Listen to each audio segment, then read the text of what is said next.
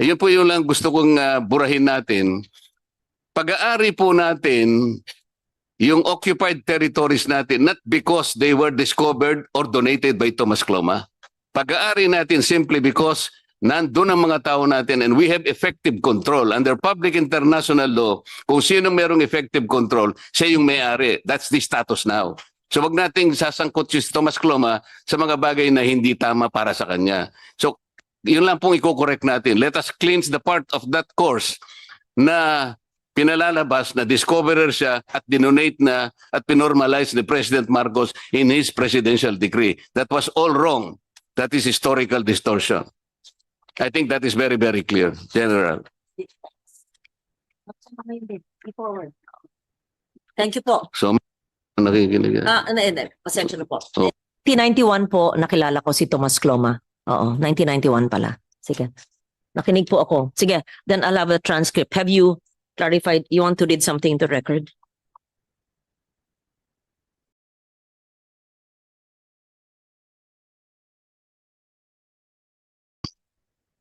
Na kailangan lang alisin dun sa historical record kung tinuturo man si Thomas Cloma, huwag namang ilalagay siya na siyang nag-discover because ang daming bansa pong nag-object kasama ng Pilipinas. Alam po ninyo kung sinong nag-object sa panig ng Pilipinas at that time when Thomas Cloma declared a freedom land?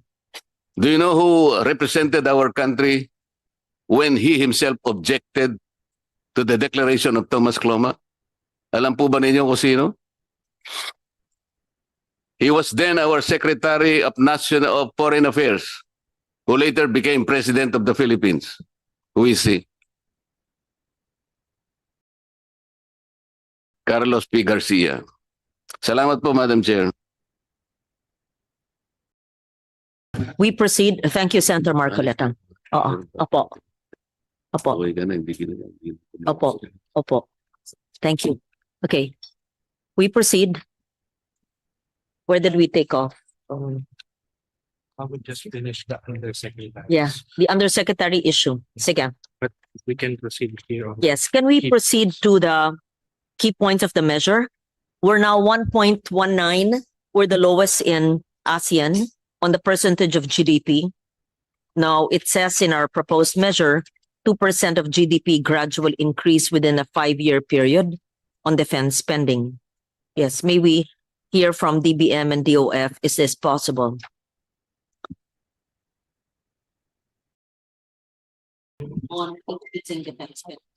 Madam Chair, for the proposal of 2% spending out of the GDP, per our record based on the FY 2026 BSF, so our GDP level based on, since ang proposal po ay on the preceding year, so FY 2025 actual GDP level is at 26 billion 446,000 46 trillion 446,369 million po. So with this po, as compared with the overall D&D budget po for the FY 2026 GAA of 429 billion 406,208, magkakaroon po ng deficit of around 137 billion po to cover with the proposal po. In this regard, in view of our tight fiscal position po, we have reservation po for this proposal. And our recommendation is to undergo po yung budget based on the usual budget process po, so that the Congress as well as the DBM in terms of budget preparation could be able to scrutinize yung accomplishment as well as financial capacity of the DND in performing their particular programs and project to be shovel ready in the particular year po. That's all for the stance po of the department. Department of Finance, may we hear from them? Are they present? Yes.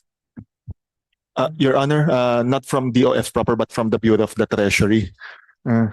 Your Honor, similar to the position of the DBM, the Treasury, that it is the Treasury's position, subject to any forthcoming official position from our Bureau. It is the Treasury's position to avoid earmarking of funds which encumbers the national treasury. Although it is admitted, Your Honor, that the language of Section 18 of said bill, which provides for the progressive increase to 2% of the GDP for the D&D's budget, it maintains the word progressive, which implicitly maintains the regular budget process in some sense, because it is not a hard earmark, it's progressive. It may still be construed as a directive to achieve the 2% GDP, which would be quite cumbersome, or not quite, but really cumbersome for the treasury. As mentioned by the DBM, there would be a deficit ranging to the hundreds of billions just to cover the target mentioned in said bill. That would be all, Your Honor. Thank you. What would the impact be of a 2% of GDP spending on defense? Maybe hear from the Defense Department.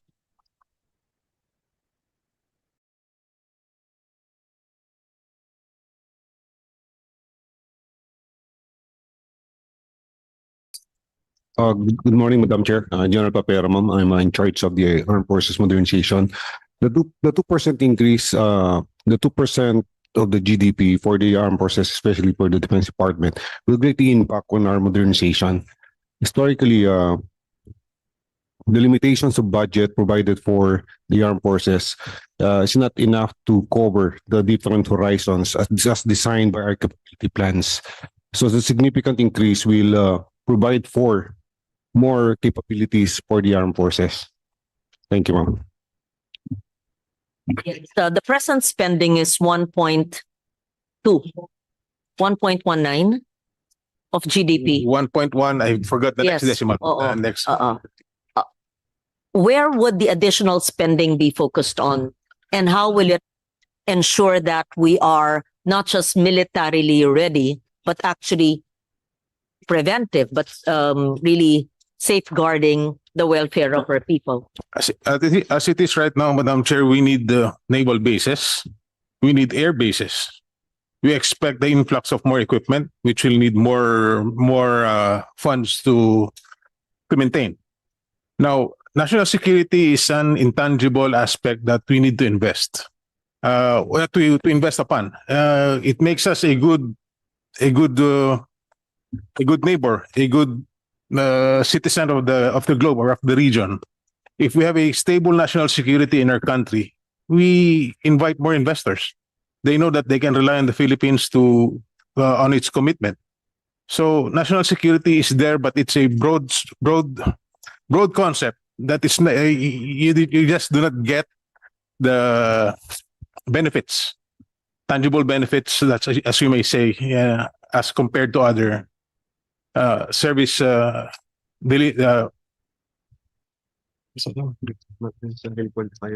necessarily quantifiable as in other services, Madam Chair.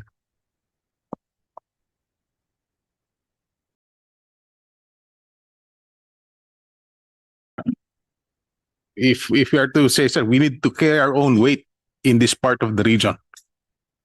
And we are doing that, and we need, if there are investments, we want more naval bases, air bases, we want more presence, we want to be seen as a good partner in the region and carrying our own weight and not just relying on others. How many naval bases do we have right now, and how many additional naval bases do we need?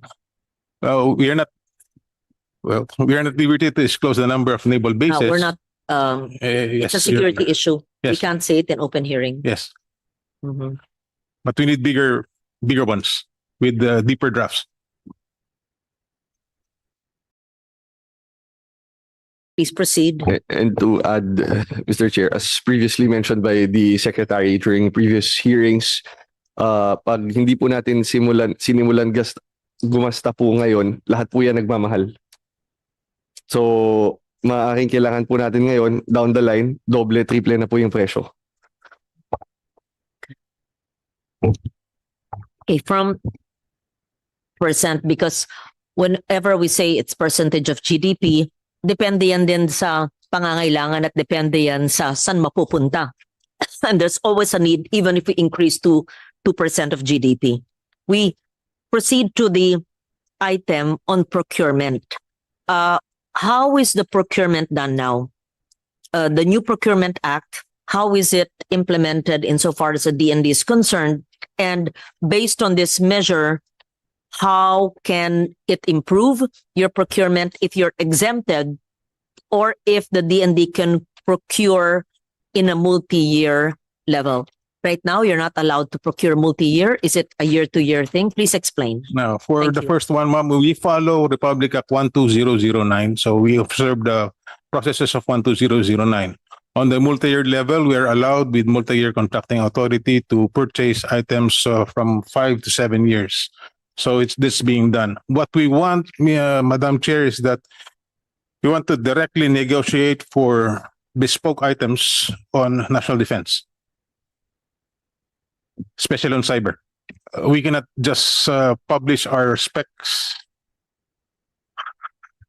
on the open market. Like if we want some downlink on satellites, we need to fence those data. We cannot give it in the open.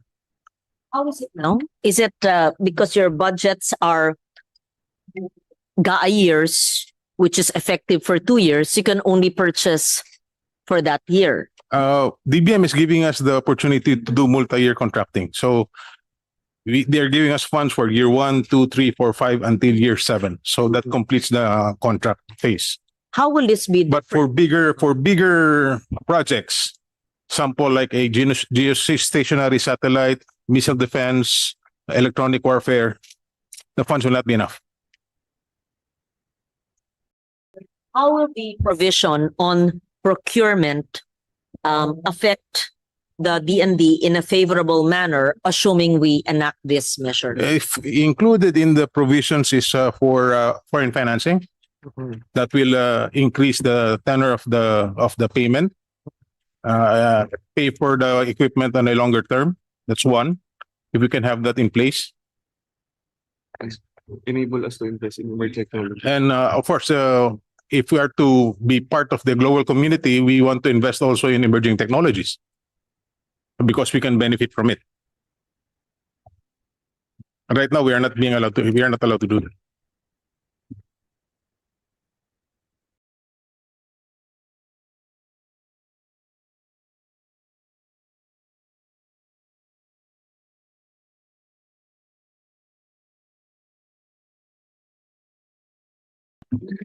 The bills we're studying allow special defense acquisition. Is it accurate to say that we are exempting the procurement of the DND if this bill is enacted into law from the new Government Procurement Act through negotiated procurement with foreign governments? May I hear from a DOF and the DBM and then the DND? How will this benefit you? Madam Chair, our attached agency, GPPB, is present po. They can further elaborate their stance po on the matter. May I request po to recognize Ms. Annie Almuela for the matter. Thank you. Basa na nyo yung measure? Oo. Yes. Please explain the repercussions and if you're supportive of this and what are the safeguards needed based and to address the needs of the DND.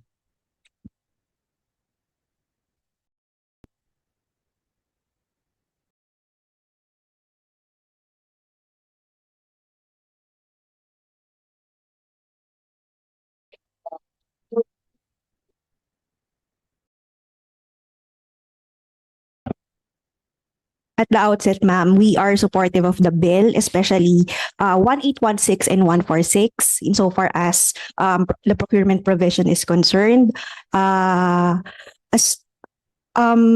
me just zoom in section 19 of 1816, because insofar as executive agreements are concerned, it has always been recognized in 9184 and 12009, so no problem with that.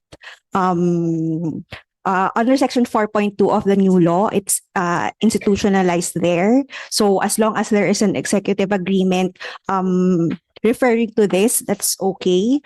Insofar as multi-year contracts are concerned, we defer to the DBM because it's a funding issue. On the last sentence of the first paragraph, we just want to suggest refinement of the language and to mirror the existing mode of procurement, negotiated procurement, national defense on defense cooperation agreements and inventory-based items procurement.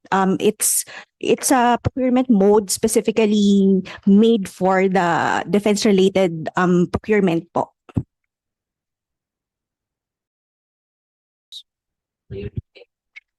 One 1816 and 146, ma'am.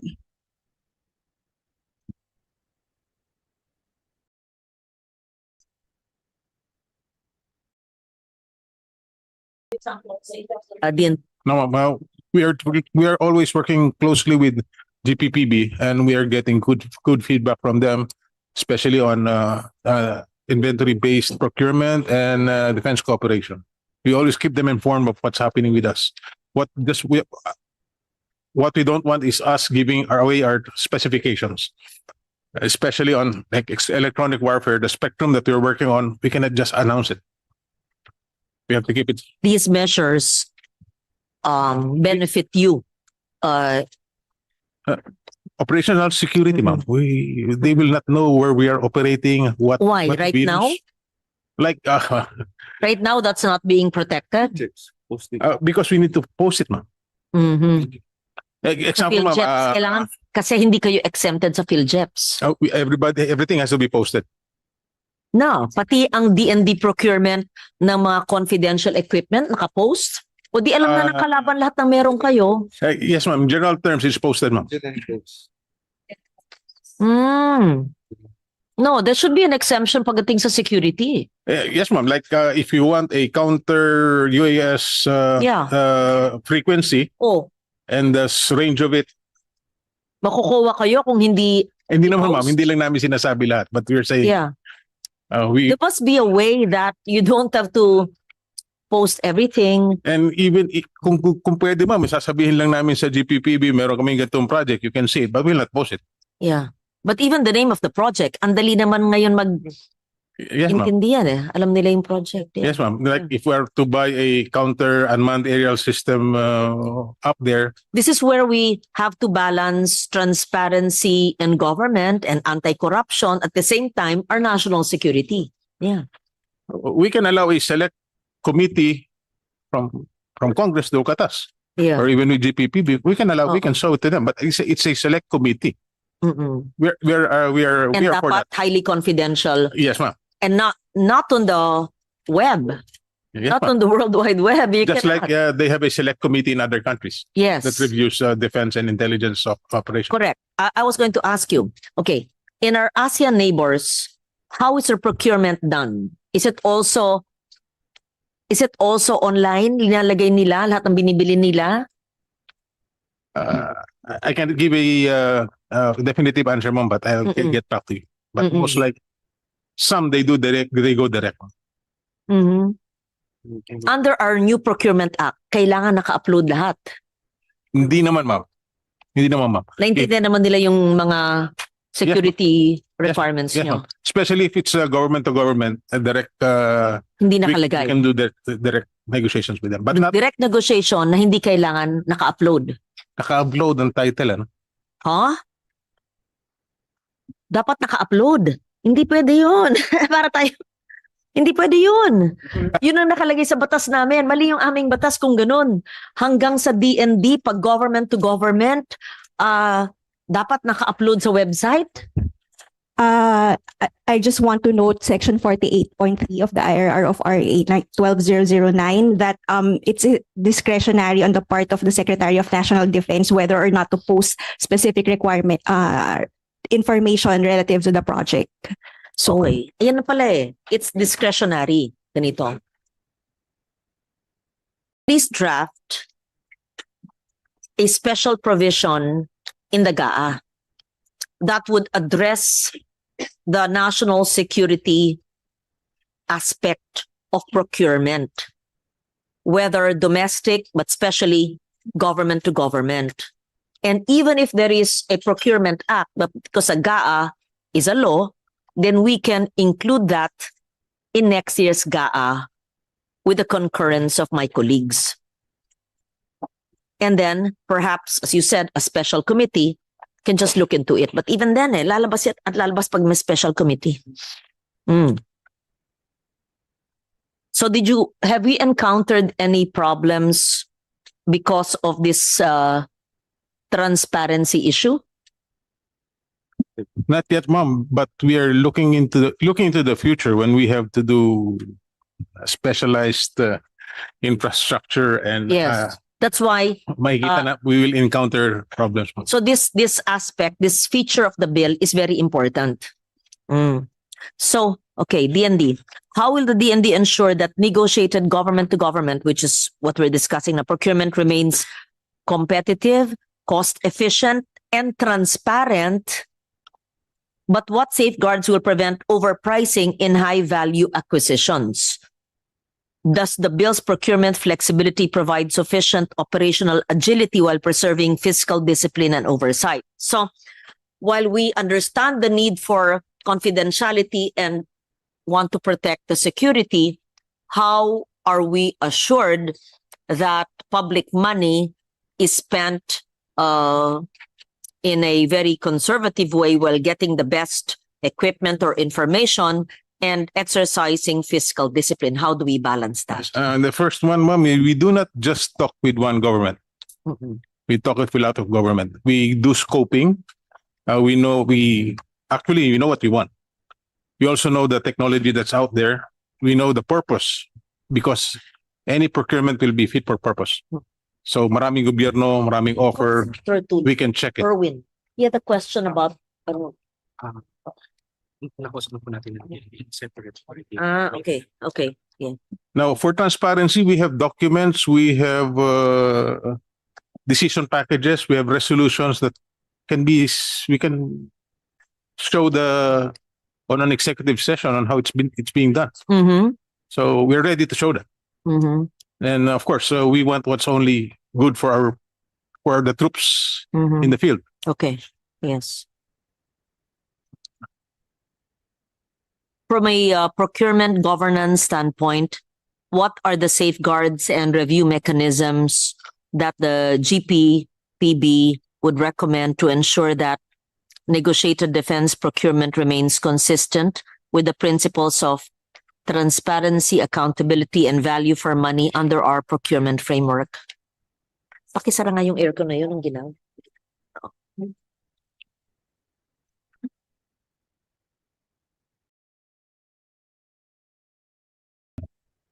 In maybe by virtue of Section 31 of the Senate Bill of the Honorable Chair, we could have coordination with the DND insofar as issuing the relevant guidelines insofar as the concerns of the DND and DND proper is concerned.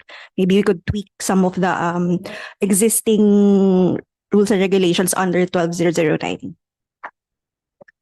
Specifically for transparency mechanisms, as it's not under 12009, we have not yet issued the government procurement manuals and other relevant implementing guidelines for all the provisions of the new law.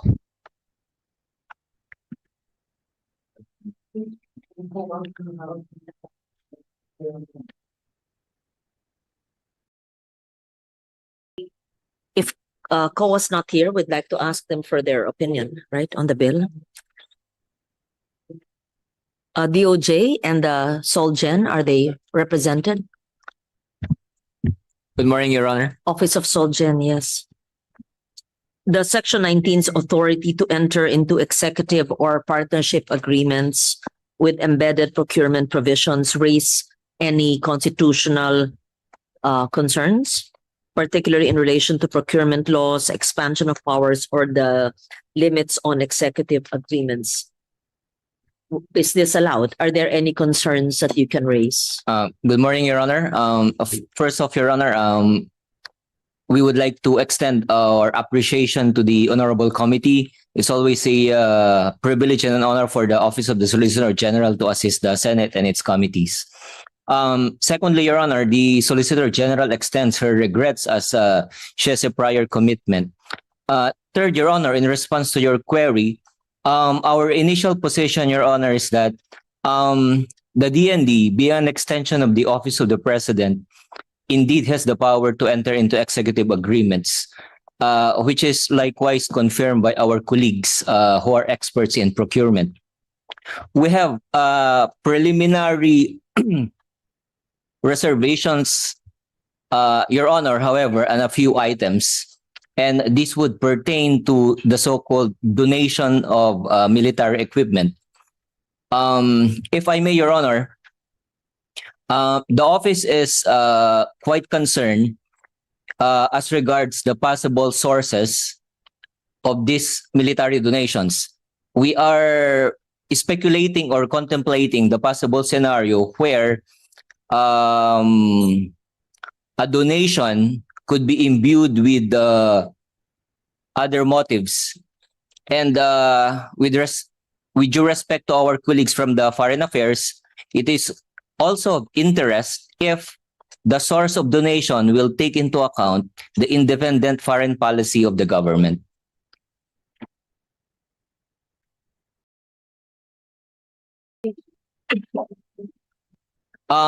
So far, Your Honor, these are just preliminary from the point of view of the OSG. Once approved by the Solicitor General herself, we will submit to the Honorable Committee our position paper. We hear from the DND. Can you please respond to the OSG position? Yes, Your Honor. Donations, we have been very selective on donations. We get donations from, the last one will be from Japan, the Overseas Security Assistance. These are equipment for our naval monitoring stations. So we do not accept old donations. We accept new and at-par donations. So yung luma po, ayaw na po namin. Donation subject to taxes or tax-free lahat? I have confirmed. Not all the ones. Not all are free of taxes. Nagabayad tayo. Some, ma'am, are covered by taxes, customs. It depends, ma'am, on the arrangements. But most of our all of our donations, ma'am, go through the process of the executive approval also, ma'am. So the DND cannot just accept any donations from any country without the approval at the executive level. Even our acquisitions through executive agreements, our MOUs and MOAs and DCAs, Defense Cooperation Agreement, goes to the DOF and to the President. Even the specific implementing agreement for specific projects for acquisition, that's to go to DFA and the President, ma'am. Thank you, ma'am. Though, do the existence of our EDCA sites, are they attached to any donations or agreements pertaining to equipment donation? No, ma'am. No. No, ma'am. So we're giving it for free. It's not free. It's just for them access. It's access for. That's why. So they have access, but the infrastructure, see, who's spending for the infrastructure? Both, ma'am. Us So and them. we're spending and They're spending, they're spending and it's and our, we're using it. They're both jointly, ma'am. joint for training, but For training and HADR. and they're not, it's not attached to any donation. Wala silang binibigay. None. Bakit wala? Dapat They have binibigay this sila. foreign military funding and foreign military sales, but it's under State Department of the US. So, It's not with the defense. mhm. It's with state. So you're saying, while we allow them access for the EDCA sites, it may not be directly linked to EDCA, but another department is in charge of the donations. It's not like quid pro quo, para hindi halata naman mo, we gave them access kasi bawal daw ang basing, pero parang basis na rin yan at hinayaan natin na nandyan. at pinasa naman namin dito, pero walang nakakabit na ito, kapalit nito, may donations. Wala. None, ma'am. It's a There's no free different- for Oo, ba? Mm-mm. What are we benefiting from EDCA? response for HDR, Mm-mm. joint training, access, improvement of facilities. Mhm. Mhm. Are the facilities well developed? Yes, ma'am. Mhm. Okay. Up to standards of a actually, if it's built by them, it's NATO standards. Mhm. Mhm. Yeah. And they can't take it with them, so it's ours. Right. Correct, ma'am. How much of the EDCA sites infrastructure are funded by us, by the Philippine government? I have to get back on you on Yes. that, ma'am, and give you. 50-50 ba yun? Paano? No, ma'am. No. It's not 50-50, definitely. Who's spending more? Them. Mhm. Okay. Yeah. But that's another matter altogether. But it's not attached to any donation. No, ma'am. Is the Department of Foreign Affairs here? DFA? So, may we hear your views on the executive or partnership agreements under Section 19 to be coordinated with the DFA? How can it ensure consistency with the so-called independent foreign policy, our existing treaty obligations, and regional security commitments? May we hear from the DFA? Saan ba kayo? Where's the DFA? Mm-hmm. Your Honor, actually, I'm from the Presidential Commission on Visiting Forces. I think the DFA proper will be in the best position to respond to the question.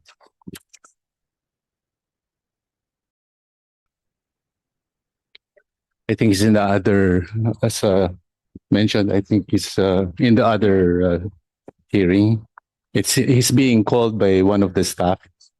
Okay. Yung wala dito, COA and DFA to give us their position. The BCDA is present in relation to the real property issues. I think I asked them about this during another hearing, and at least we were able to increase the take of the DND because there were some issues on payments for real property tax, etc. Is a BCDA here? Yes. Binayaran na nyo yung kulang na utang nyo sa DND. Di ba hindi kayo nagkakasundo nun? Tapos nung hearing, hindi ko hearing yun eh. Public corporations, ma'am. So, yeah. Ay nagkasundo na kayo, sabi nyo, babayaran nyo ang DND sa mga utang nyo. Di ba? Good morning, Madam Chair. Joyce Calera from BCDA. Stemming from our last hearing in the Senate, we were able to, per our records, we're able to submit the necessary documents to DND for validation. Yeah, we already submitted the necessary documents regarding on that matter on the real property taxes for their validation, Madam Chair. Meaning, they increased their take. Yes. Okay. So, kasi isa yun sa hindi nyo pinagkakasunduan at you'll be able to pay them and you made your computations and For their validation, Yes. Madam Chair. I just want 1 minute. I will finish the transfer. So, please go ahead and transfer.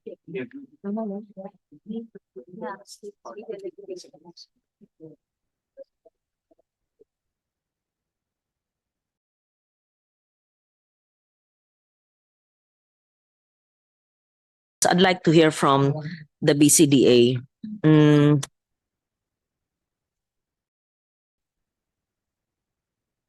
Should there still be a basis conversion framework? Pero hanggang the law creating you, matagal pa eh, will expire in 2042 yet, right? Yeah. I don't think it should be extended anymore because you shouldn't be selling more of your land. You need the land. Yeah. But under the present law, you're mandated to sell. Don't sell.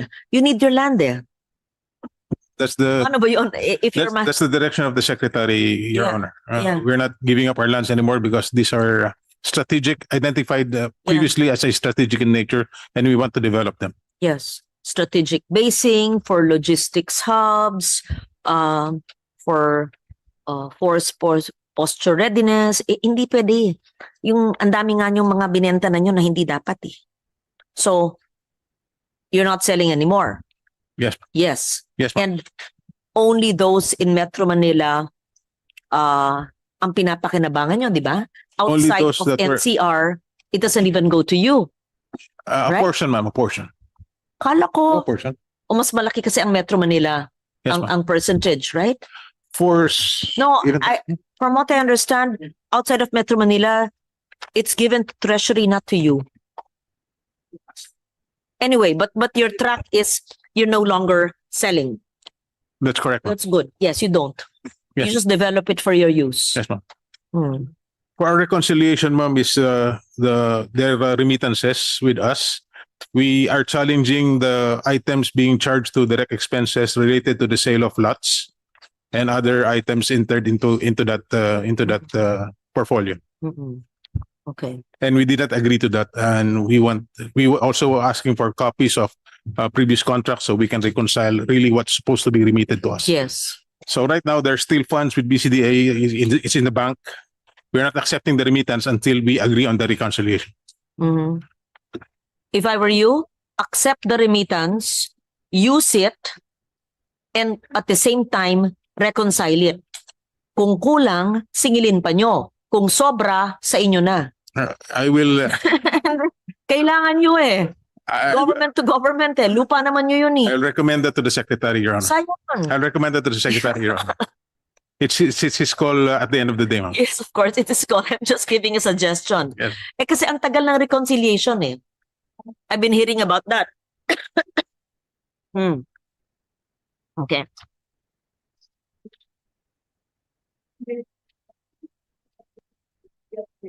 Multi-year contracts and fiscal sustainability.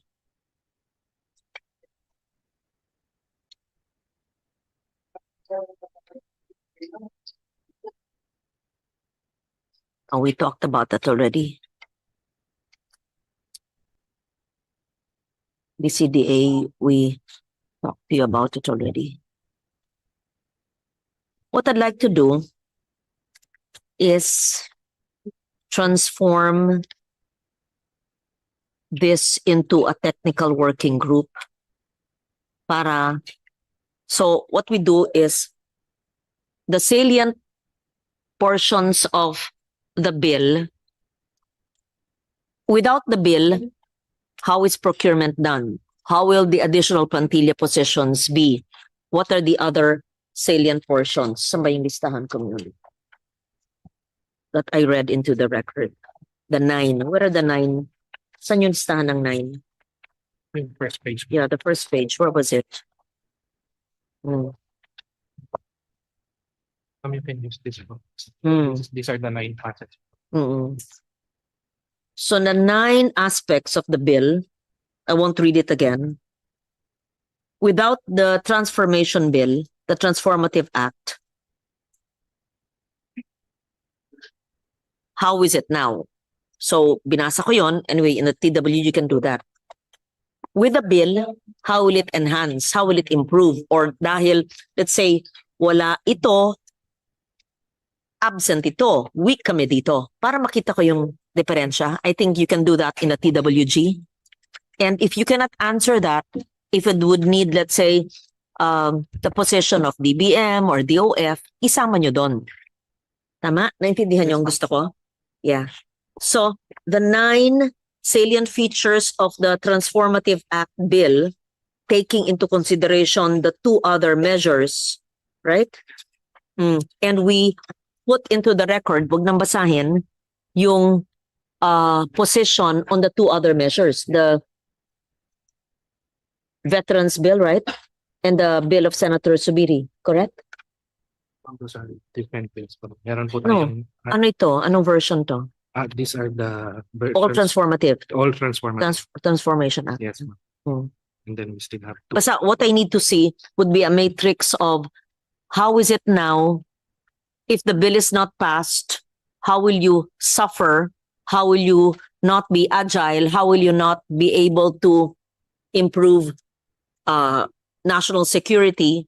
How will it impact on our national security in every aspect that we know, 6 or even more. So prove to me, convince me on the urgency of the Transformation Act. Then we convert it into a technical working group. Yeah. Just 1 minute.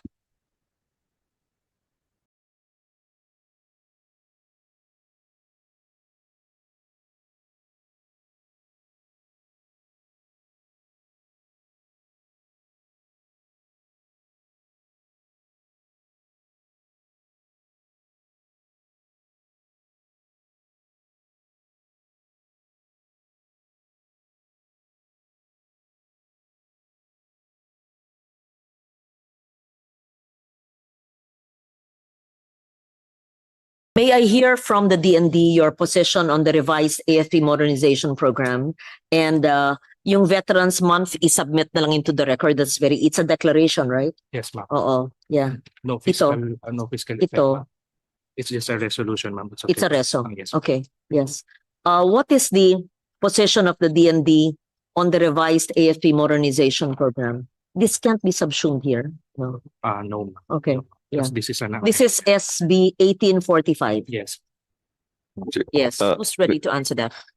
Your Honor, we are pushing for the amendment of the revised AFP modernization, particularly removing the 15-year horizons, because we feel like it's already obsolete and acquisition should be needs-based, ma'am, not based on specific timelines due to the evolving needs. Yeah.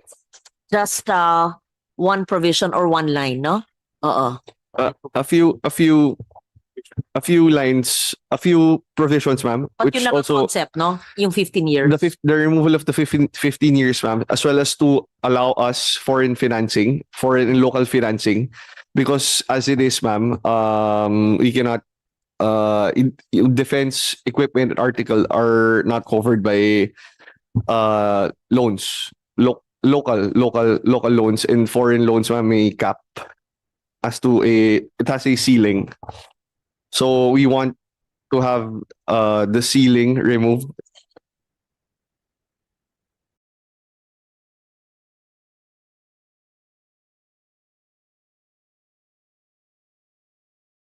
So this is more than a 25-year-old law.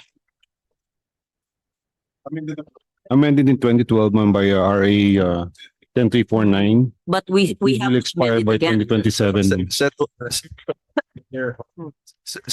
to expire on the Next year.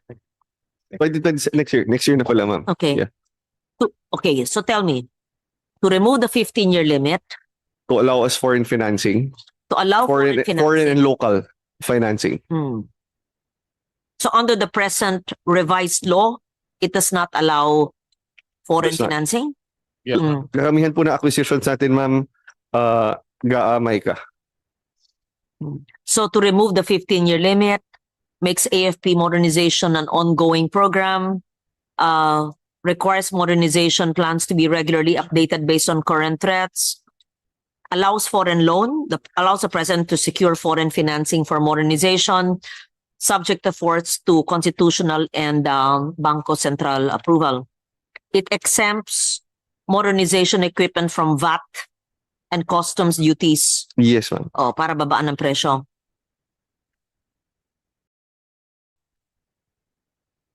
So this proposed bill, galing sa inyo ito, no? Yes po, ma'am. Yes, transitions the AFP Modernization Program from a fixed 15-year plan period to a continuous capability-based framework that allows regular updating in response to evolving internal and external security threats. So if this is not passed, tell me, just convince me on the importance of this proposal. On financing, ma'am, if that is not passed, we will be limited to MICA, Multi-Year Contracting Authority. And with that scheme, the available funds of the national government is utilized at a very short period, ma'am, 5 to 7 years, as compared to a financing of 10, 15 years. So we're not able to capitalize on foreign financing to provide for bigger platforms and capabilities as planned in our capability development documents. So for example, ma'am, the multi-role fighters, the satellite, this requires hundreds of billions. And we are only appropriated around 35 to 50 billion a year. And we paid that for the next 5 to 7 years through MICA. But if foreign financing will be provided, there's no mention of foreign financing in the modernization law, ma'am. It's quiet. It doesn't say that we are restricted, but it doesn't say we are allowed. Yes, ma'am. And for the local financing, the bankers associations to the Philippines they are very much interested to provide loans for the armed forces for our modernization. Unfortunately, it's not also based on the monetary board resolutions. Any local agencies are not allowed to partake of loans from our local banks, ma'am. Only GOCCs. We hear from a DOF about this measure. Is a DOF here? Mm-mm. Who's from a DOF? Wala eh. Ba't ganun? Oo. We ask the DOF for their position. DBM. Bakit walang DOF? Yes. We have things on your posts from here, Department of Finance. Reasonably very now. Yes, can you please speak because I want to understand. When the first law was enacted and up to now, even with the revised measure, you're not allowed to secure domestic or foreign loans. And they're asking now for us to allow them, right? So, dalawa ang focus ng measure. Yung 15-year limit and to allow them foreign loans and domestic loans, right? What's the position of the DOF? Good morning, Madam Chair. Morning. We're actually from the National Tax Research Center. We were asked by the DOF to sit for this hearing. The DOF does not have any official position paper right now. It is undergoing clearance. But the NTRC has a position regarding tax implications only, Madam Chair, not on matters outside of the tax provisions of Senate Bill number 1845, Madam Chair.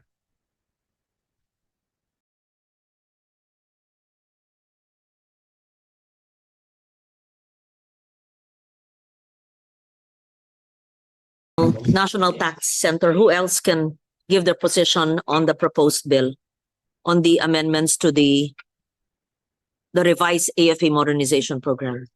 Yes, DBM and BSP. Madam Chair, on the part of the DBM po, while we ultimately defer to the DOF, particularly on this concern po on financial agreement, we just want to note po na meron po tayong special provision number 2 under which is related po to this measure related to the revised AFP Modernization Program na may specific provision po din na about foreign and domestic financing agreement, which states po that in addition to the annual appropriation for the AFP Modernization Act Trust Fund, the Secretary of Finance, in coordination with the DND, is authorized to negotiate, contract, or enter into foreign and domestic financing agreement, including but not limited to loans, grants, credit facilities, and blend financial mechanism for the implementation of the AFP Modernization Project, subject to the approval of the President of the Republic of the Philippines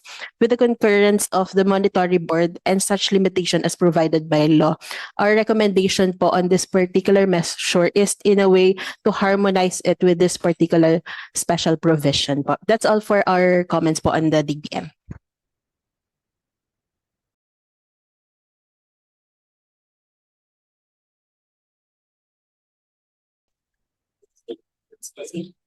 Thank you, Madam Chair. Ma'am, the BSP will be submitting its official position paper on the bill.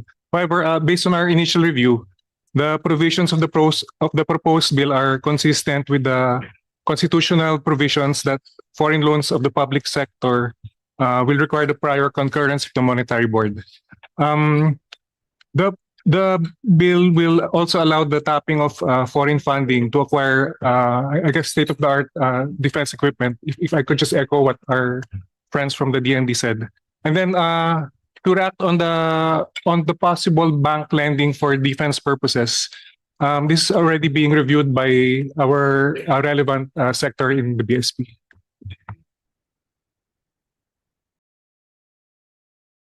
Senator JV. Thank you, Madam Chair. Just like to ask probably DBM and Treasury. Both agencies expressed reservations about the proposal to progressively raise yung pong defense spending towards the 2% of GDP. So what's the reason ng DBM and Bureau of Treasury? Your Honor, as for the Treasury, the Treasury it is the standard reservation to avoid language in laws that will effectively earmark funds because admittedly, Your Honor, there has been a lot of laws which provides for earmark with large annual funding requirements, which in truth is cumbersome for the Treasury. However, Your Honor, we recognize the needs of the national defense as it is an indispensable part of development. It is just for the part of the Treasury. The Treasury prefers that it will undergo through the regular budget process to take into account the implementing capacity and ability to exhaust the budget that is given instead of putting sort of an earmark into funds, which would be construed as a directive to provide said amount regardless of implementing capacity. That would be for the Treasury. Thank you, Attorney Cadorna. About the DBM, same have the same position. Yes, Mr. Chair. On the part of the DBM naman po, based on our projection on the BESF, so our computation is if we would be using the 2% GDP based on the preceding year, our computation so far po, which that amount po, which would amount to around 567 billion. So for the current year po, what is provided under DND budget po is around 429 billion. So in this regard po, on the current year, around 100 billion po yung magiging additional for this purpose. Considering po the tight fiscal position of our country po right now, our recommendation is to ensure as well po na implementation ready and shovel ready po yung mga programs and project ni DND. Usual budgeting process po so that the DBM can assess in terms of the budget preparation and the Congress po as well to check the status and accomplishment of the DND kung na-implement po ba or nagagawa yung programs po. Yun po yung aming recommendation. It's the same. Yes, instead of earmarking 2% of GDP. Yes po, Mr. Chair. So you leave it up to the regular budgeting process and leave it up to Congress.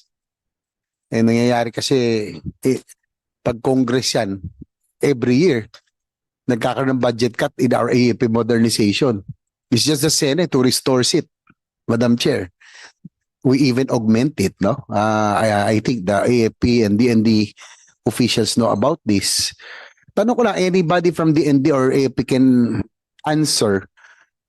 In the ASEAN, among our ASEAN neighbors, halimbawa Indonesia, Malaysia, Thailand, and Vietnam, how much do they allocate? Baka may alam, sino pong may alam, for their defense spending? Ilang percent of their GDP? Meron ho kayang may makakapagsagot? Ito po, meron na si Madam Chair. Percent, yeah. Philippines pala is only allocating 1.19%. Singapore 2.7%. Myanmar is 3.8%. Japan is 1.2%. Thailand is 1.2%. Vietnam is 1.8%. No? Kaya lang yung Thailand, pareho sa atin kasi nakapag-invest na sila. Tama? They have a bigger armada already, no? Yung Air Force nila, mas marami na silang GDP based. Oo, tsaka yung through the years, kumbaga tayo yung playing catch up no? Ang tanong ko lang po, what is really the ano po talaga nagiging problema sa every year na that why are we what causes the delay of the AFP modernization? Baway Horizon 1, 2, 3. Dapat nasa 3 na tayo ngayon, external defense. we are still implementing may one pa yata na konti, and now two. So ang layo na ng ano natin, dapat nasa external defense na tayo. So what's really causing the problem for the delays of the AFP modernization implementation? Thank you for the question, Your Honor. First is, for example, Your Honor, for this year, we were given 40 billion for program expense. 90% or 95% of that will just go to multi-year acquisitions. So yung Bayad utang na sa mga delayed. Yung mga delays. natitira, yun na lang po ang pagtsatsagaan namin sa bago. Wala rin kami mabibili. We want to improve our bases, hindi rin namin magawa. So we are relying on program allocations, which we can only request towards the fourth quarter of the year, and we cannot do anything much about it anymore. Actually, Yusek, Bison, yung pong 40 billion that was allocated this year in sa ano yun, no? Through the intervention of the Senate, no? Usually nasa 10 billion lang yan every year eh. Nababawasan pa. 'Di ba? So it's the biggest in years na naging 40 billion tapos meron tayong unprogram na 30. 50, Tama sir. po, 50. 50. Yes, sir. So we're hoping that you can get that so that at least you can add more equipment, new equipment. Pag nakuha na-raise po yung sa unprogram, yung pong 50 billion, you will be able to acquire new equipment. Kasi itong sabi nyo nga, itong ano nyo is just to pay off the multi-year contracts. That's correct, Your Honor. Ang tanong ko lang, pero at least, Madam Chair, itong the good news, itong unprogram, naging controversial kasi unprogram eh. Dito tinago yung mga flood control. But this time around, the good news is that in the unprogram funds, ang nakalagay na lang po rito is AFP Modernization and yung pong pang foreign assisted projects, no? So dalawa na o tatlo na lang yata yan, no? Wala na po yung mga ibang sinisingit-singit diyan. So ito pong Horizon 1, 2, 3, so ano pong magiging you will propose to revise it already para po kasi masyado na tayo, kailangan natin update. Nalilito na tayo, nasa Horizon 2 pa tayo, may konti pang 1 na dapat nasa 3. So ano po magiging natin with the AFP modernization? Ano po yung magiging bagong schedule or scheme? Sir, we do not like the horizons anymore, sir, because the evolution of technologies and defense is fast changing. So sticking to a 5-year horizons will not be practical anymore, Your Honor. So that's one of the changes on the law, besides the foreign financing, so that we can stretch the resources of the government. Some governments are giving us 20-25-year tenor on loans, and we pay as soon as they deliver the item. So it stretches our resource on acquiring capital-intensive equipment. So now that you mentioned that some other right-minded allies, no, are offering to help support our modernization, no, na nagbibigay sila ng 18 years, 20 years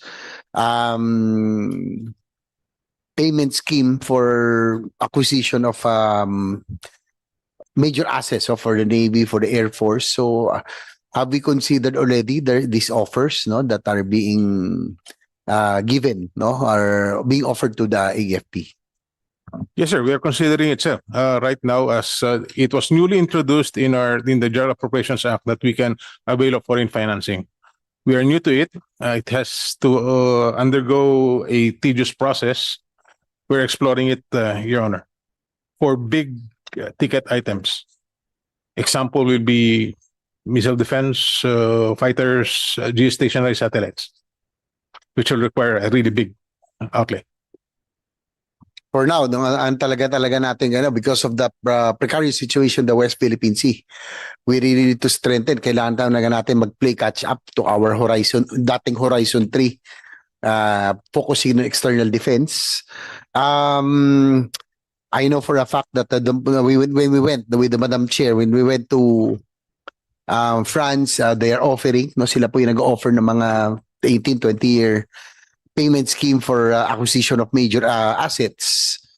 be it for our Navy or Air Force, no, sa ating pong mga multi-role fighters or naval assets. Korea, I think, is also offering. So, ang ano ko lang naman dito ay, of course, be rest assured na hopefully na we will still be there for another 2 years. Hopefully, magtuloy-tuloy that we will be able to allocate or allot again this big, kung ganito ko kalaki, do you think Yusek na itong kung halimbawa yung 50 and 40 billion, no, yung 40 and 50 billion program and unprogram, at least can this make a difference now compared to the what previously was allocated to or allotted to the AFP modernization? Yes, Your Honor, it will make a difference definitely. We expect to consume the program funds for the first semester. Hopefully, we can DBM will approve us on the towards the program funds towards the end of the year, which we are thankful because DBM last year allowed us 14 ba 15 15 billion last year on non-program funds, and we were able to contract it out using the program funds, and with the enough leeway given to us, so we want to take advantage of the opportunity given us. Ang naging problema kasi doon, just like in any other programs, projects, yung change in administration, no, nagkakaroon minsan ng change in policies, priorities. Nangyayari sa ating infrastructure, instead of us investing in the going for long term, naging short and medium term. Kaya nga napag-iwanan tayo na ASEAN neighbors natin eh. And probably that applies also to our AFP modernization. So how does the department intend to operationalize this continuous modernization model so that it survives changes in administration? Paano kaya natin pwedeng para matulungan namin kayo in terms of AFP modernization? Kasi talagang problema natin eh. Yung 6-year term, 3-year term, sometimes it's not enough, no, for the full implementation or ito lalo na sa AFP modernization. Pag gumawa lang kayo ng paggawa lang naval asset ng isang barko ng frigate, 5 years, 4-5 years, no? So it might transcend administration. So paano ho natin kaya magagawa na we will be able to modernize in spite of the fact that we have only 3 or 6-year term for administrations? Your Honor, we, on the part of the department, we made sure that acquisitions is purposive in a sense that we start with a strategy or an architecture or a structure on how to situate acquisitions. Katulad po sa flood control, may master plan po. Hindi yung kung saan lumalabas. So for the Navy, we have an active archipelagic defense concept. We have a comprehensive archipelagic defense concept. So we also have a missile defense concept. So every procurement is situated on an overall scheme. So hindi po yung bilhin mo to. Kung wala naman akong gagamitin, hindi ko bibilin yan. Walang paglalagyan yan. So we already agreed on concepts. These are approved. But of course, new bosses will have new policies. But we have it. That's the reason I asked, because each time there's a new administration, yes, sir. Maybe change in priorities, change in plans. Yes, sir. Plans. Yes, sir. So ang gusto natin yung long term, no? Yes, Kung may master plan man halimbawa sa infra, dapat meron din tayo sa AFP modernization so that we can already play catch up, ma'am. I think if compared to our ASEAN neighbors, no, malayo na sila, no? Indonesia, Malaysia, even Thailand. Ilan na yung multi-role fighters sila, ilan na yung Navy nila, kompleto na sila. Kaya yung defense spending nila, mababa na. Kasi nga, they were able to invest already through the years. Tayo, we're playing catch up eh. Tama ho, di ba? So yun po yung tinatanong ko so that we will be able to achieve yung ating pong target or goal of having that, hindi naman natin kinakailangan maging i-match itong halimbawa, itong China. Superpower yun, third world lang tayo. But at least the respectable defense posture that we need. Yun po yung yung at least yung ating credible defense posture that we need.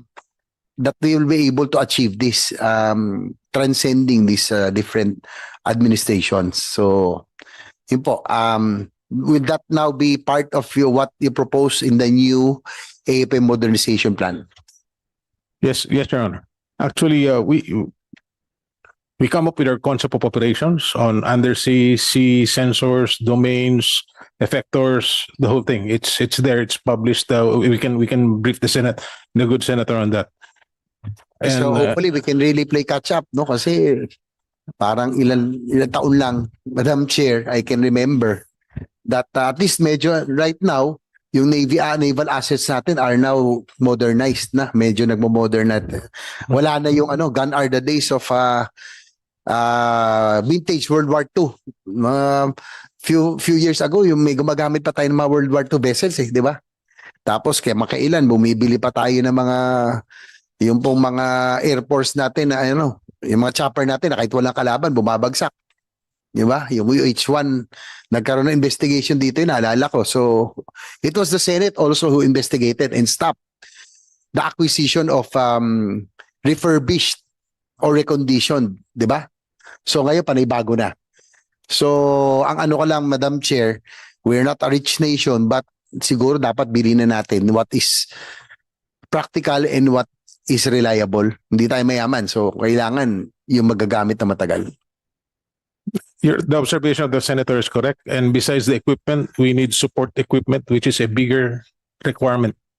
From shipyards to naval bases to sustainment systems to be in place for this new equipment.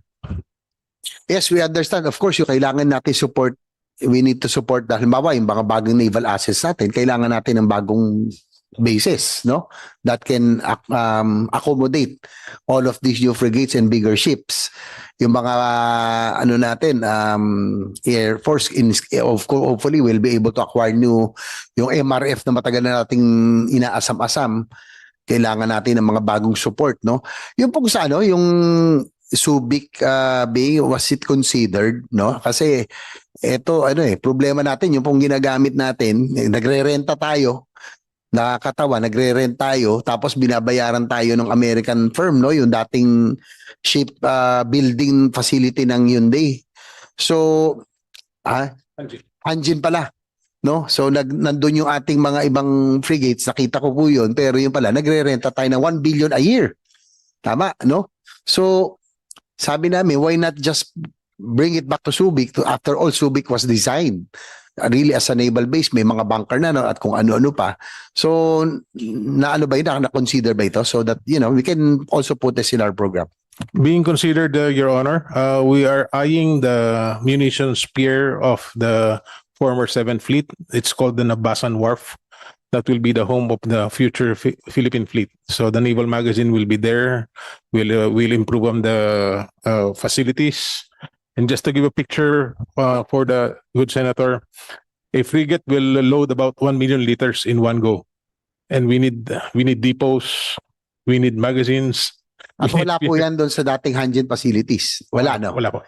And I saw it kasi talagang wala. Parang warehouse lang siya. Yes, sir. Sabi ko nga, Madam Chair, when I saw that facility, that the Navy is renting out from the American company na 1 billion a year, na wala siyang masyadong support mechanism, no, to support our new acquisition. So hopefully mag-transfer sila sa Subic Bay, and I think Subic Bay SBMA has welcomed yung Navy para yung 1 billion na binabayad sa Subic na lang natin ibayad, no? And I think tama ho kayo, nandun na po yung mga it was really designed as a naval base, so it can be used, no? Yung depot, bunkers are there. So hopefully it can be may sasama na rin po natin yan. That's correct, Your Honor. We programmed for the development of the Nabasan Pier. It's a multi-year program, and we're working on it with the Chief Executive on the development of that area. Just for refueling, if you don't have a depot, kung gas truck lang, Your Honor, mga 5 araw silang nagagas up bago mapuno yung barko. Ganun karami yung kailangan na fuel namin. And also now, I think we need to do that as soon as possible para po yung maintenance yung support services to our new assets, and meron pa mga darating, no? Kasi nakita ko talaga yung Hanjin, walang ano eh, kulang na kulang, warehouse lang yun eh. Paparada na pero talagang walang support. As you said, wala naman depot pa ron, no fuel. Yes, the Hanjin sir is designed as a shipyard for aircraft carriers. Yes, It's not really for not a naval base. not a naval base. Okay. Okay. So thank you for that. Anything that would be able to, that we will be able to improve ito tong aming bill on AFP modernization, let us know so that yun po, Madam Chair, no, so that in the long term that we can really play catch up. Masyado na tayong nahuli. Every year nakakaawa po ang modernization budget. Ito po yung laging kinakaltasan.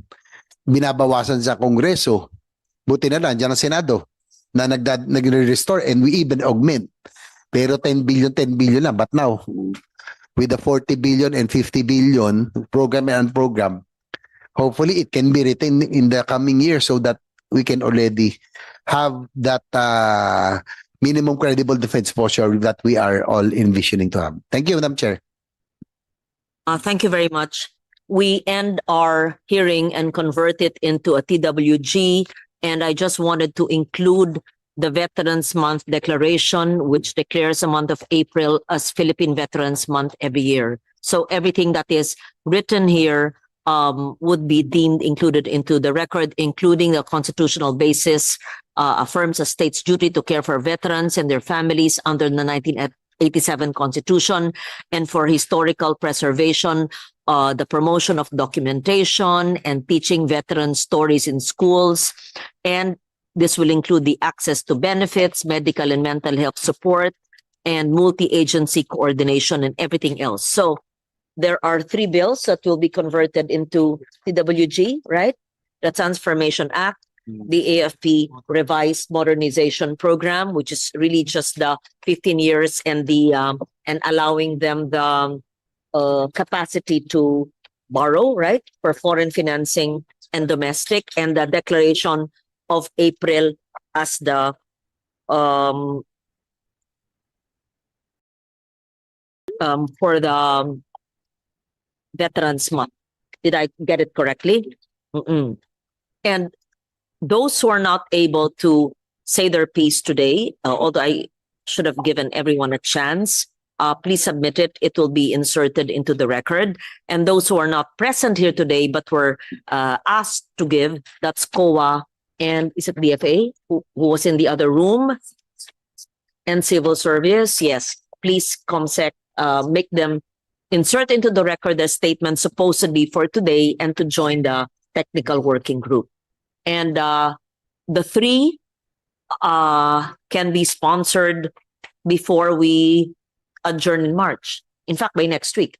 Philippine Veterans Month, declaration lang yun. Kayang-kaya ko yun. Yung modernization naman, andali yan. It's just the 15 years at saka allowing foreign and domestic financing unless there's a OSG issue about it, unless a BSP is against it.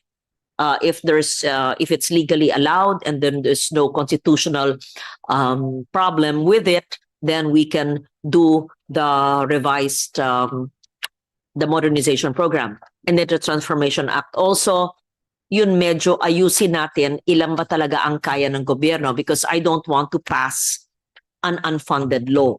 What if I pass it and then they will only fund the 6 USECs, etc. So, but I'd like to pass that. So, do I have the commitment of the team to sponsor the 3 before we adjourn middle of March? Kaya. Kaya. Siyempre, palaging kaya. Okay? Yes? What's the status, just for the record, in the House of Rep for the 3 bills? O kung di nyo alam, sige. Dapat palagi alam yan, ha? That's standard. Yes. Sige. COMSEC. Thank you. Ma'am, for the D&D transformation, they have already referred the matter for TWG last February 5, 2025. For the Veterans Month, ma'am, they have already passed the same for the 3rd reading. Okay. And for the AFP Modernization, Your Honor, they have not yet updated us to the O status. sige. Please call the COMSEC and find out sino ba ang chair counterpart ko doon. Make sure they conduct the hearing kasi yung modernization, simple lang yan, yung 15 years lang yun. Oo. Tapos yung transformation, kaya nyo yan. Makaisa o dalawang TWG lang yan. So, sponsor ko lahat yan. So, next week, sponsor ko na yung veterans. Kaya na rin yung week after next, I can sponsor the modernization and the transformation. Okay? O, ito thesis ko. Sige, meron take home lahat. Take home lahat. Okay? Lahat bigyan. Lahat ng ganito na lang. Lahat ng interesado. Kasi sabi ko, bigyan lahat ito. Meron kayong lahat. Sige, yung mga nasa likod nila, baka gusto rin magbasa. Sige, wag niyong gagawin toilet paper, ha? Hindi, biro lang. Wag scratch paper, ha? Pinaghirapan ko yan. Sige, nag-GSC ako eh. I graduated 2017, di ba? Nag-GSC ako. Tapos, NBCP, gawin ko nga ang libro yung aking term paper noon. Best Thesis Award ako ng 1993. At saka top notcher. Akin na, uy, takbo. Takbo. Sa ano? Yung aking card. Pakita ko. Yabang ko. Nandun sa takbo. Pababa mo. Nasa cabinet ko. Alam ni Sherry. Tika, bago. Gusto ko on record yung aking grades. Sige. Ito. Pero ito, thesis ko to sa General Staff College. Best Thesis Award. Pahingi naman ng kopya na Best Thesis Award siya. Meron yata akong plaque. Oo. Yun lang. O parang letter lang na kung totoo bang best thesis ako, baka hindi naman eh. Pinagyayabang ko eh. Ginawa ko lang libro. Diba? Yun naman. So lahat ng mga thesis nyo sa mga pinag-aralan natin, magandang gawin libro. Tapos siguro, i-upload ko ito. Kasi hindi naman lahat may hard copy eh. I-upload. Oo. Diba? This is building resilience in the humanitarian space. Sige. Okay. Huwag na hintayin yung grado. So, any more statements? Yes. Kung mapasa yung tatlo ngayong taon, ma-sponsor ko bago mag-Marso na break, ma-defend ko pagbalik ng Mayo, we enact it into law. Malaking bagay ba yan sa DND, AFP? Bakit hindi napasa nun? 4 na taon na tayo eh. Wasn't this a priority before? Or you only submitted it? Bagong submit lang yung sa akin Ma'am, we already provided copies of the bill towards the end of the 19th Congress. However, I don't think it was filed. End of the 19th Congress. Yes, Sa akin ngayon lang. I only took over a few months ago and this was only submitted to us, right? So just to be sure, it is an agency submitted bill, right? Hindi naman ako nag-isip nito. Although syempre, we will refine it and see. But it's a priority measure of the DND. The AFP sang-ayon dito? Siguro naman. Oh, of course. Yes. They will follow. Ayan pala, nga pala. Yes, General. Yes, ma'am. The position of on behalf of the Chief of Staff, thank you very much for this endeavor. We have submitted the positions of the armed forces to the Defense Department, ma'am, and we are aligned with the provisions. Na kontra. Except sa DBM, ayaw lang nila, kayo na mag-negotiate. 2 na lang. 2 plantilla lang pinag-aawayan nyo. O 3. Kasi PVAW. 3. Okay, mag-usap. Sa TWG, tignan natin. Ano yan? Magyayabang pa ba ako dito? Hindi na kailangan. JB, tanda ko na 1992. Oh my God, where were you? I just graduated from college. Okay, 1992. Okay. Yeah. At that time, may political dimension na. Wow. Ano bang grade yung nababasa mo, James? 1. 1. Okay, lagay mo sa mic. Lagay mo sa mikropono. Political dimension. 1.0750. Okay. Malakpak. Yan ang nakukuha nyo pag ang chair ninyo. Okay, next. Economic dimension of national security. Ano bang grado to, James? Hindi ko makita. 1.122. 0. Okay, next. Socio-cultural dimension of national security. Anong grado ba tayo, James? 1.1000. Thank you, James. Daan. Next, military dimension of national security. 1.4025. Okay. Aha. Leadership and management. Sorry, magtyaga kayo. 1.3740. Remember, I was 32 years old, kaedad ko noon ng anak ko si Leandro. Okay. I was heavy with child. 9 months, my son was in my tummy. Yeah. National security, national strategy and policy. That's what we're doing now. Anong grado ko noon, tinan mo? Kaya pala, national strategy and policy. At that time, wala pa akong idea magiging senador ako. Ano? Almost flat 1.0037. Kaya pala ako naging policy maker. So, bakit ko sinasabi to? Hinubog ako ng National Defense College of the Philippines at in-enhance ako ng General Staff College. Yan ang mahalaga. Kaya dapat damihan natin ang budget nila. Sige. Das meron seminar on selected national security issues and problems. Anong grado natin, James? 1.18454. Seminar on national strategy and policy formulation. 1.1904. 16. 16 pala. Research methodology, thesis. 1.0322. Okay, thesis. Wow. 1.00. Flat 1. Ayun.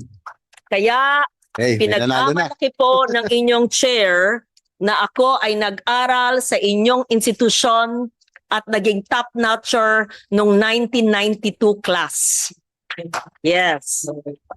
Hindi para magyabang, oo na rin, pagbigyan na nyo ang mga tumatanda. Pagbigyan na nyo pag tumatanda, syempre proud sa mga nakaraan. Para magbigay ng inspirasyon sa mga estudyante ng National Defense, ng GSC at lahat ng mga institusyon para makita na ang buhay pala, hindi mo akalain. Malay ko, estudyante ako dito, nasa broadcast ako noon, and I was heavy with child.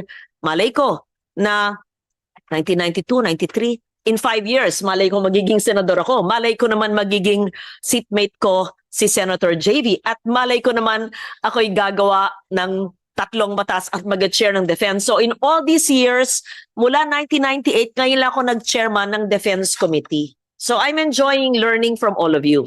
At kung may pagkukulang po, I'd like to be told always that I'm wrong, or it's kulang or inaccurate, and I'd like to learn. Yeah, that's why all of us should be bukas ang isipan, matututo sa isa't isa. We correct each other. Kaya pasensya na when I correct you pag hindi nakakaintindihan. Keep a curious mind, be inquisitive, and learn to admit your mistakes and to correct ourselves when we're wrong. But always think 10 steps ahead and look on your side, on your back, everywhere, and be aware of everything that's happening and think 10 steps ahead. And there's no substitute for complete staff work, right? Yeah. And I'd like to say it was former President Fidel Ramos who mentored me. Yes. So, FBR. Okay. Thank you for that. Si Secretary Chodoro said that he will have a meeting with me after his trip today. He apologized, of course, in his text last night and this morning. He could not make it. But I'd like to hear from Sekibo also, what are the other bills that are important to him? Although you already told me that these 3. Kung meron pa bang iba, would anyone be able to say what are the bills we need to prioritize? USEC? No? That's all for the moment. Ito? Yeah. That's for the moment. This is it. Yes. At dapat, can you help me with this?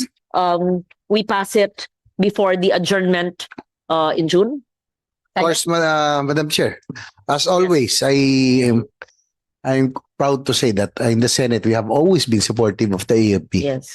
Sabi ko nga kanina, sorry na lang, pasintabi, binabawasan sa kabilang house yung, it's always ASO restores and even augments. So anything for the AFP, modernization, we have always, and you have been always supportive as well, Madam Chair. Yes. Thank you so much, Senator JV, our primary principal advocate in the Senate. And soon you can also be chair, of course, of the committee. And he has defended your budget as well many times. Thank you so much to everyone for this. Yes. Okay. We suspend for technical working group. Thank you.